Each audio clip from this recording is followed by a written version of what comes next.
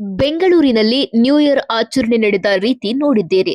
New year ಹಿಂದಿನ ದಿನ ಇರೋದೇ ಕುಡಿಲಿಕ್ಕೆ ಅನ್ನೋ ರೀತಿ ಸರ್ಕಾರದಿಂದ ಹಿಡಿದು ಪತ್ರಿಕೆಯವರನ್ನ ಒಳಗೊಂಡು ಸೋಷಿಯಲ್ ಮೀಡಿಯಾದಲ್ಲಂತೂ ಬಿಂಬಿತವಾಯ್ತು.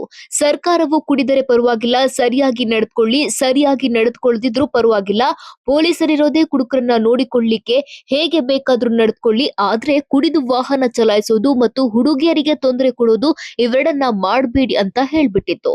ಕುಡಿಯೋದೇ ಗಮ್ಮತ್ತು, ಯುವಕ ಯುವತಿಯರು ಕುಡಿತಾರೆ. ಎಷ್ಟು ಮದ್ಯ ಮಾರಾಟವಾಗ್ತದೆ, ಎಷ್ಟು ಲಾಭ ಬರುತ್ತೆ, ಜನ ಎಲ್ಲೆಲ್ಲ ಕುಣಿತಾರೆ, ಹೇಗೆಲ್ಲ ಕುಣಿತಾರೆ ಅಂತ ಹೇಳಿ ಹೇಳಿ ಕುಡಿಯದವರು ಕೂಡ ಒಂದು ಪೈ ಕುಡಿದೇ ಬಿಡೋಣ, ಯೌವನ ಅಂದ್ಮೇಲೆ ಕುಡಿಬೇಕು, ನ್ಯೂ ಇಯರ್ ಅಂದ್ಮೇಲೆ ಒಂದು ಪೈ ಏರಿಸಲೇಬೇಕು ಎನ್ನುವ ನಿರ್ಧಾರಕ್ಕೆ ಬರುವಷ್ಟರ ಮಟ್ಟಿಗೆ ನಮ್ಮ ಮಾಧ್ಯಮಗಳು, ಸೋಷಿಯಲ್ ಮೀಡಿಯಾ ಮತ್ತು ಜನ ಕೂಡ ಹೇಳುತ್ತಾ ಜನರ ಮೇಲೆ ಮಾನಸಿಕ ಮತ್ತು ಸಾಮಾಜಿಕ ಒತ್ತಡ ಹೇರಿ ಮಾಡಬಾರ್ದನ್ನ ಮಾಡಿಸ್ಬಿಡ್ತಾರೆ.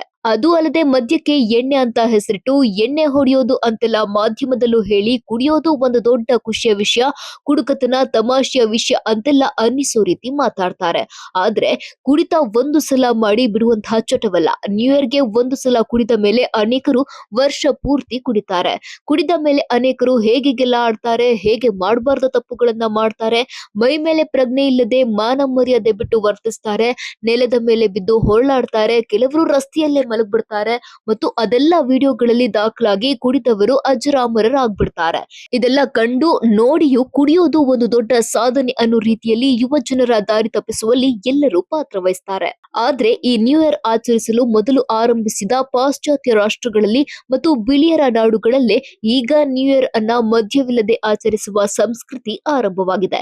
ಈ ರೀತಿಯ ಆಚರಣೆ ಎಲ್ಲ ಕಡೆ ಹಬ್ಬುತ್ತಿದೆ ಕೂಡ. ಕುಣಿತ, ಮೋಜು, ಉಲ್ಲಾಸ, ಆಟ, ಊಟ, ಹಣ್ಣಿನ ಜ್ಯೂಸ್ ಇತ್ಯಾದಿಗಳೊಂದಿಗೆ ಖುಷಿಯಾಗಿ ನ್ಯೂ ಇಯರ್ ಆಚರಿಸುವ ಪರಿಪಾಠ ಆರಂಭವಾಗಿದೆ. ಮದ್ಯರಹಿತ ಪಾರ್ಟಿ ಎನ್ನುವ ಹೊಸ ಸಂಪ್ರದಾಯ ಆರಂಭವಾಗಿದೆ. ಪಾರ್ಟಿ ಮಾಡ್ಲಿಕ್ಕೆ ಮದ್ಯದ ಅವಶ್ಯಕತೆ ಇಲ್ಲ ಅನ್ನೋದಕ್ಕೆ ಹೆಚ್ಚಾಗಿ ಯುವ ಜನರು ಆಸಕ್ತಿ ತೋರಿಸುತ್ತಿದ್ದಾರೆ ಅಂತ ವರದಿಯಾಗಿದೆ. ಭಾರತದಲ್ಲೂ ಅನೇಕ ಕಡೆ ಯುವ ಜನರು ಭಜನಾ ಪಾರ್ಟಿಗಳು, ಸತ್ಸಂಗ ಪಾರ್ಟಿಗಳು, ಆಟ ಆಡುತ್ತಾ ಪಾರ್ಟಿ ಮಾಡೋದು, ಹಾಡುತ್ತಾ ಮೋಜು ಮಾಡೋದು ಮತ್ತು ಖುಷಿಯಾಗಿ ಮಾತುಕತೆ ನಡೆಸ್ತಾ ಪಾರ್ಟಿ ಮಾಡುವ ದಾರಿಗಳನ್ನ ಕಂಡುಕೊಂಡಿದ್ದಾರೆ.